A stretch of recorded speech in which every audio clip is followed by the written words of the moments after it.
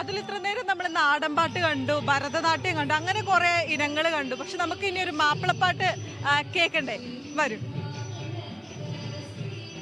എന്താണ് പേര്? എൻ്റെ പേര് സുഹൈല. ഭയങ്കര സ്മാർട്ടാണല്ലോ. എവിടെ വീട്? ഞങ്ങളുടെ വീട് കായംകുളം, അതായത് കൊല്ലം. ആലപ്പുഴ. ആലപ്പുഴ. സോറി. അപ്പോൾ ആദ്യമായിട്ടാണ് ഈ സംസ്ഥാന സ്കൂൾ കലോത്സവം? അല്ല, ഇത് മൂന്നാമത്തെ വട്ടം. അപ്പോൾ മുന്നേ 2 വർഷങ്ങളിൽ പങ്കെടുത്തിട്ടുണ്ട്. എ ഗ്രേഡ് ഉണ്ട്. പാട്ടിൽ കുത്തക പിടിക്കാനുള്ളൊരു ശ്രമത്തിലാണ്. ഇനി അടുത്ത വർഷങ്ങളിൽ അത് തന്നെ തുടരാൻ തന്നെയാണ് തീരുമാനം. ആലപ്പുഴയ്ക്ക് എ ഗ്രേഡ് കൊണ്ടുവന്ന ആളാണല്ലേ. അപ്പൊ എന്തായാലും നമ്മുടെ പ്രേക്ഷകർക്ക് വേണ്ടിയിട്ട് ഒരു മാപ്പിളപ്പാട്ടായാലോ?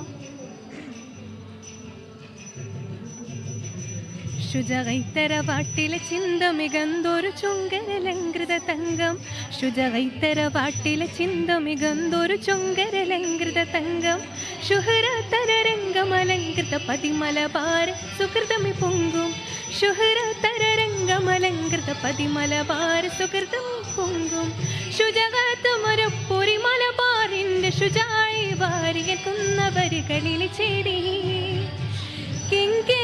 മതി തമ്മതി തമ്മതി കൂർവകിൽ വന്നമെലങ്കൃതലെങ്കും ലെങ്കുമതിമ്പര വന്നത് മുമ്പിൽ ബന്ധട ബിന്ദിട ബിന്ദുകൾ പണ്ട് വെള്ളപ്പൊട്ടയ്ക്കുടക്കിടുകിടുവാദം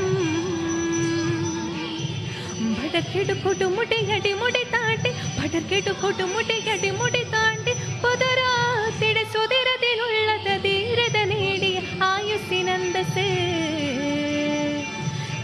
വിശേഷമിതാ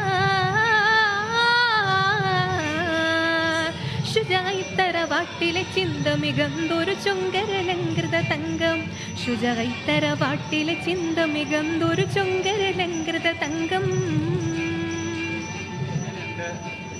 എന്തായാലും വളരെ നന്നായിട്ട് തന്നെ പാടിയിട്ടുണ്ട്. ഈ പാട്ട് പാടുമ്പോൾ ഞാൻ കൂടുതലായി ശ്രദ്ധിച്ചത് മുഖത്തെ എക്സ്പ്രഷൻസ് ആയിരുന്നു കേട്ടോ. ഭയങ്കര രസമുണ്ടായിരുന്നു കാണാൻ. ഭയങ്കര ഹാപ്പി ആയിട്ട് ഭയങ്കര സന്തോഷത്തോട് കൂടിയിട്ടായിരുന്നു ഈ മാപ്പിളപ്പാട്ട് പാടിയിട്ടുണ്ടായിരുന്നത്. എന്തായാലും ഇത്തരത്തിലുള്ള നിരവധി കുട്ടികളാണ് ഈ കലോത്സവ വേദികളിൽ ഇപ്പോൾ എത്തിച്ചേർന്നു കൊണ്ടിരിക്കുന്നത്. ഈ മാപ്പിളപ്പാട്ടിനായിട്ട് കൂടാതെ ഈ ഭരതനാട്യം, മോഹിനിയാട്ടം, അങ്ങനെ നിരവധിയായിട്ടുള്ള ഇനങ്ങളാണ് ഇപ്പോൾ ഈ വേദികൾ. ഒന്നിനൊന്ന് മെച്ചം.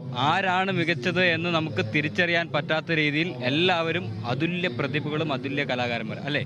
തീർച്ചയായും അത്തരത്തിൽ എന്തായാലും 3 വർഷത്തെ തുടർച്ചയായി വന്നതിന്റെ ആ ഒരു പരിചയം മുഖത്ത് കാണാനുണ്ടായിരുന്നു. ആ ഒരു അനുഭവ പരിചയത്തിന്റെ ആ ഒരു അനായാസത ആ പാട്ടിലും കാണാനുണ്ടായിരുന്നു. ഇപ്പോൾ